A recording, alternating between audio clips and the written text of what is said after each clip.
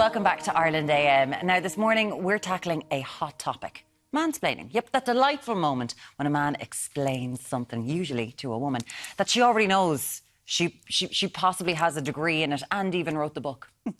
Just to clarify, what you actually mean is, Muireann, that often a man feels compelled to give unnecessary or overly detailed explanations, even when the other person clearly already understands the topic. Is that what you're trying to say? He's going to manspread as well now, and he's just gonna do it. A live demonstration there. We are joined by the wonderful John Sharpson, teacher and content creator, and Barbara Scully. Good morning. Good morning. Now, this was in a piece done by David Mitchell, the comedian, Mitchell and Webb, and he said, right, I feel there's an unfairness to the term mansplaining, which is taken to be men explaining things in a boring way to women because they do it to each other and they take turns. It's what men call a conversation. John, every time do you talk to a man, are you patronising him by telling him what he's doing wrong and explaining him how to do it? I would say yes, but only because I'm a primary school teacher by trade, and that's how I would talk to younger children, you know. So,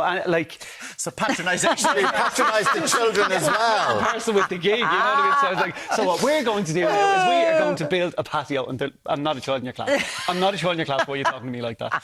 You know. So I think there is a point there that's kind of how men sometimes communicate, but you do see videos of professional golfers who are women. And men will come up to them and say, you know, if you move your hips a little bit further back, and they're trying to teach them how to play golf, even though this is a professional golf player. I am obsessed with those videos. It is so funny. You see, I'd never heard of this until yesterday. So, and then I said to Muireann, would I do that? And Muireann says, yes, sometimes you do. And I'm going, when? Because is it a fact that we don't even know we're doing it? That's the issue, I think. That's no excuse. So we don't know we're doing it. We don't know we're doing it. But I think there's two different things. I think what David Mitchell was talking about there, about boring the ass off people, men do that when they overly explain, and that's different. You know, if I say to my husband, oh, you know, the dishwasher isn't working right, will you have a look at it? And he'll go, yeah, and he'll have a look at it. And then he'll come back and he'll give me an in-depth explanation of what was wrong. And I'm looking at him going, do I look as if I care? I don't care. Is it fixed? Is it fixed? Yeah. I just want to know, does it work? I don't give a hoot what goes on inside it. I just want to know if it works. I think that's something that men do because they're much more fascinated in big generalisation, but they're generally much more fascinated with the machinations of what goes on inside a machine a lot than perhaps women are. So I think that's one thing. But I think the mansplaining is a different level. The mansplaining is exactly what you said about the golfer, there's an element of patronising and kind of condescension in it. Yeah. Barbara, have you ever been in a situation where a man is talking to you and you're going, is this guy for real trying to talk to me like this? Oh, many. But I do think, Alan, that my height has protected me from a lot of that, because it's very difficult for a man to mansplain to a woman that he has to kind of look up to. It kind of puts him on the back foot a bit. I have had men mansplain my own height to me, telling me that, no, you're not 6 foot. You couldn't be 6 foot. No, I'm 6 foot when he's clearly 5 foot nothing. You couldn't be 6 foot. So he's actually telling me what height I am because it's upsetting him. But generally, I haven't suffered too much. And I've also never worked in a very male-dominated industry. Right. But I think that's where it might be rampant. Because there is one great example of a doctor who was with a patient, and the patient proceeded to explain to her what an X-ray was, and that, you know, and you're just like, stop it, that's not a thing. Yeah. So tell us about these explanatory conversations you have with men, John. Like, it could be anything. It could be like, and dare I use a sweeping generalisation as well, but like the older generation will probably try, like. I always use the example. Careful. This is what I mean, right? Well, you're not doing that right. You're not. Two lads could be standing around a hole, and one of them will say, "Well, we'll do it this way," and the other lad will say, "No, we'll do it this way." And it's more so even that they'd be like, I wouldn't have dug it out like that, you know? Or, do you know, a perfect example is if you're at a barbecue, right, and there's one guy at the barbecue. Well, everybody has their opinion on what way it's to be done. Flip them burgers now. I wouldn't. Oh, look at that one. Look at and everybody's got their own input on how they would do it. Okay. Yeah. Hands up. I would sort of get involved in that way. I'd be sort of going, listen, maybe we should turn that now, or maybe we do it that way. It's almost like you do it in the kitchen to professional chefs every day. I love this. Why are you Pen's doing? just dropped. Why are you doing that? Literally, Alberto Rossi. Are we bringing Alberto Rossi up again? Or Okay. Catherine I was Leighton. nearly sacked the other day. Do you see how you mansplain in the kitchen now?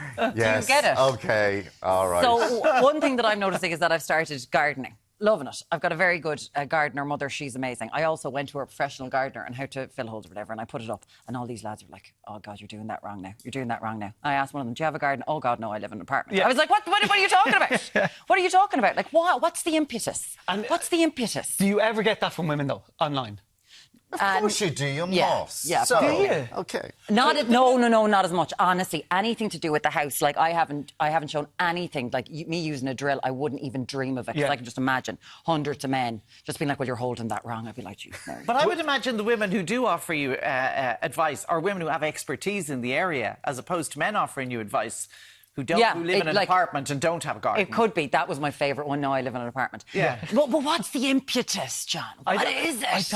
I don't get it. I don't get it. No, I will say that I have never seen women mansplaining. You know what I mean? I've never seen women... Mansplaining. Yeah. Yeah. Have you copyrighted that? It's not mine. Mansplaining. No, I see. I've never heard that before. The only industry I've seen it is in primary school teachers because, again, it's a very female-dominated profession.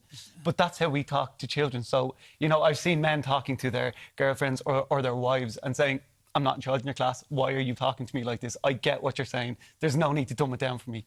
The other thing that's a kind of well-known phenomenon as well is in the workplace where you will get men hijacking, like at a meeting, and there's mainly men and there's a couple of women, and a woman makes a suggestion and it's kind of ignored.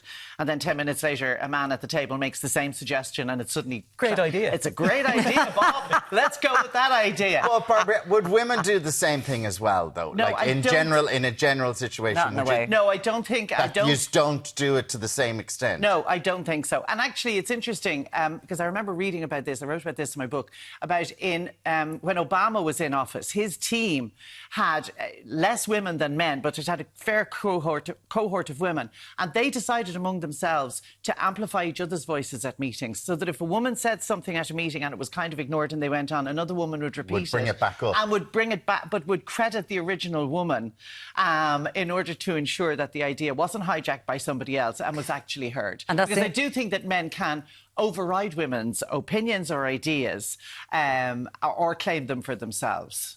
Yeah, but there is, I think... Hashtag not all men. But I think that there is a role of women to play here, and that is the role of the mother, that when her son says something and it is, "Oh, that was brilliant," and her daughter says something and she's like, "Oh, you're grand." Do you know what I mean? Like there can be an issue of this enforcement. The Irish mammy yeah, I don't preferring think the Irish sons mammy now. getting blamed now for I'm not doing the Irish mammy. I'm saying all mothers. Why do we always say it's the Irish mammy? Okay, It's all well, mothers. I don't like mammies getting the blame for men's... No, I'm not. But it's but again with dads as well. Do you know? Yeah. Oh, that was brilliant. It's the and patriarchy then, you know, that's the the daughter. problem. But everyone, it's this reinforcement of kind of going, "Oh, well, that was great out of that mouth than it was from that mouth." Yeah, but I mean, it's generational. You know, when I started doing this gig of contributing to media and all that kind of stuff, it was about 13 years ago, 14 years ago. And back then, there was very few women presenting news or current affairs programmes, particularly on radio. And again, the kind of accepted wisdom, in inverted commas, was that men's voices are more authoritative and women's aren't. And I think that that's where it stems from. It stems from the fact that we've been on the back foot for bloody centuries. But we're now starting to take that back. But John, in fairness, we're not doing it maliciously or trying to be the superior or anything here. It's just... I don't think so. Are we? It's not malicious. It's just something that happens naturally. I don't think so. Like, look, I'll put my hands up and say I am a man and I have splained before, right? But it's not because I want to get ahead or it's not because I want my voice heard. It's just... Because you're a man. I think so, yeah. I think, look, you're absolutely right. I think that's Okay, right. we're not going to solve it here this morning. Mansplaining will continue. He's just discovered it. He's going to take off with Take this. it off on He's this going now. to be like, "Yeah." I think we need to double down on it. If a man is splaining, that you just pretend that you are as thick as he thinks you are. 089 Barbara Scully and John Sharpson. Thank you both so much for being with us this morning. Barbara Scully, if you see her out and about, she's not 6 foot. We'll be back with you very shortly on Ireland AM. See you in a Stand few up there and show them all how tall you are. See you in a minute.